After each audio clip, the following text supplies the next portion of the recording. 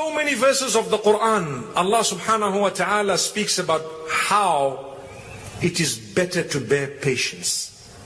I hope you've understood this. I want to spend a moment to speak about a difficulty that people are facing today. We live with one another, in our families, in our homes, and sometimes we get irritated with one another. We make life difficult for one another. Sometimes you're making life difficult for your daughter, for your son, for your spouse, for your daughter-in-law perhaps, for your son-in-law maybe, for someone. You're making life difficult for them by doing what? By imposing on them things, by living with them without considering them. You need to bear patience because there is a great chance that Allah subhanahu wa ta'ala can create a different type of difficulty for you in a short space of time. And this is why when you do evil, there is a chance that that evil will definitely come back to you in some way or another, even if you are to harm an animal.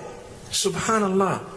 Moments ago, we were speaking about giving, because you know that this is the year of generosity and giving here in the UAE. And I'd like to let you know something interesting. I always mention this because I love it. Each time I speak about it, a new aspect of it dawns. So the hadith is in Bukhari, where the Prophet ﷺ speaks about a man who was thirsty and he went down a well. Now, I presume at the time, the wells were such that you had to go down to get things. You know, if there is a bucket with a rope, it will go down. If there isn't, you have to go down. So he went down and he drank some water because he was extremely thirsty. It was a very hot day. It was a dry day and a dry season. And he came up. When he came up, he saw a dog. He saw a dog. Let's be honest. If you saw a dog right now, what would you do? Am I right? Am I right? It's a reality. We would run away. Hey, move, go this way, that way. Many of us, maybe not all of us, many of us would run away. A dog is coming from one corner. We're already walking through the other corner. That's what would happen. So you can imagine this relation. And we do know there are more rules and regulations pertaining to our relationship with the dog than there are when it comes to sheep and goats and animals that we can eat perhaps, and maybe a cat or a kitten, etc. Dogs, there's a few more rules and regulations in Islam regarding your relationship with the dog. However, what is absolutely interesting is this hadith speaks of a dog. There was a dog. فَإِذَا كَلْبٌ يَلْهَثْ يَأْكُلُ الثَّرَى مِنَ الْعَطَشِ. What happened? The dog was panting and it was licking the sand from thirst. It was a sign of thirst. Very thirsty dog.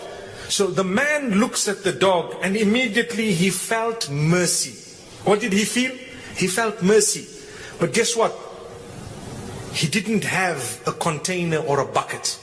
He thought to himself, this dog is as thirsty as I was before I went into the well. I was fortunate enough to be able to go down the well. The dog will not be able to go down the well. So let me go down the well for the dog. Subhanallah. For who? Not for who. For what? For a dog.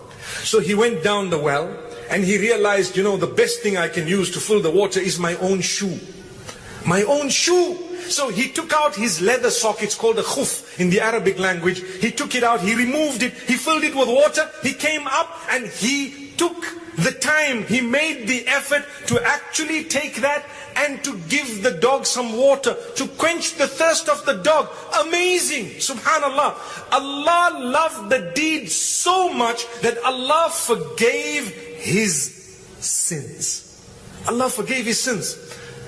I ask myself a question, how come this wasn't another human being? Why wasn't it a cat? Why wasn't it something sweet like a parrot or a bird that was feeling thirsty? So it came onto my hand and I said, boo, boo, boo, boo, boo. You know, drink some water, something sweet. Why is it a dog? It is a dog, I believe, in order for us to learn a lesson that there is a reward in everything that has a life.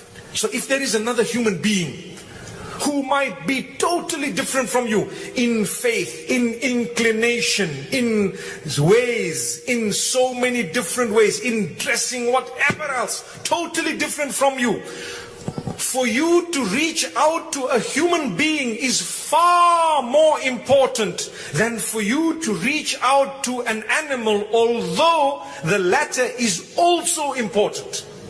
What that means is Islam teaches us to be kind to animals, definitely. But Islam teaches us to prioritize.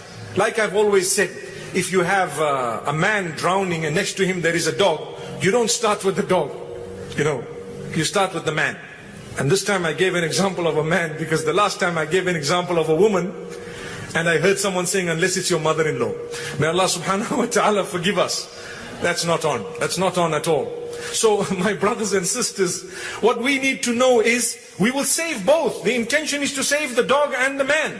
But we start off with the man, save him. We go back, we take the dog and we save the dog.